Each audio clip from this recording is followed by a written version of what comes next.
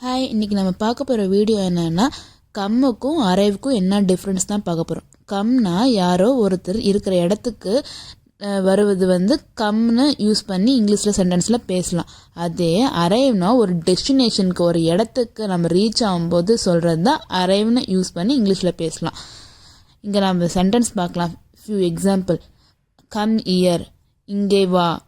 அரைவ்னா நம்ம ஃப்ரெண்டு ஒருத்தன் கேட்குறான், ஹைதராபாத்லேருந்து சென்னை போயிட்டியா நீன்னு. அதுக்கு நம்ம இங்கிலீஷ் எப்படி சொல்லணும்னா, ஐ அரைவ்டு சென்னை. நான் சென்னை வந்து சேர்ந்து விட்டேன். நம்ம ஒரு இடத்துக்குலேருந்து இன்னொரு இடத்துக்கு போய் சேர்ந்தாச்சு. அப்போ நம்ம இங்கிலீஷ் சென்டென்ஸ் யூஸ் பண்ணும்போது அரைவ்டு யூஸ் பண்ணுறோம். இங்கே ஃபியூ எக்ஸாம்பிள் கொடுத்துருக்கேன், வாங்க பார்க்கலாம். அவன் நாளைக்கு வருவான். He will come tomorrow. Bus வந்து சேர்ந்தது. Bus arrived. என்ன அர்த்தம்னா, நம்ம ஃப்ரெண்டு நம்மக்கிட்ட வர்றதுக்கு கம் யூஸ் பண்ணி இங்கிலீஷில் பேசலாம். Come year. இது நம்ம ஃப்ரெண்டு நம்ம ஊருக்கு வர்றதுக்கு அரைவ் வச்சு இங்கிலீஷில் பேசலாம். He arrived at my native place. இந்த மாதிரி நெக்ஸ்ட் வீடியோவில் பார்க்கலாம். பாய்.